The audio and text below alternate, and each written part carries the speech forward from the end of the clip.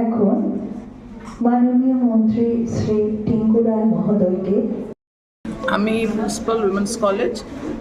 আমরা প্রতি বছরই এই আয়োজনটা করি এবং আমাদের যে এনএসএস সেল আছে এটা সত্যিই খুব অ্যাক্টিভ। আমরা সারা বছর ধরে রক্তদান এবং বৃক্ষরোপণ, সাথে মানুষকে অ্যাওয়্যার করা যাতে ড্রাগস না নেয়, বিশেষ করে এই যুব সমাজকে। এর জন্য আমাদের স্বেচ্ছাসেবীরা ঘন ঘন রাস্তাঘাটে ঘুরে গিয়ে ওদের বোঝানো, অ্যাওয়ারনেস করা, এবং অনুষ্ঠান তো কলেজে করাই হয় এবং জায়গায় জায়গায় গিয়ে ওরা সেগুলো প্রচার করে এবং স্বচ্ছতা অভিযান করে। তারপরে আমাদের একটা অ্যাডপ্টেড ভিলেজ আছে, সেখানে গিয়ে ওরা রেগুলার পড়াশোনা শেখায় এবং স্বচ্ছতা এবং ড্রাগসের বিরুদ্ধে ওরা বলে।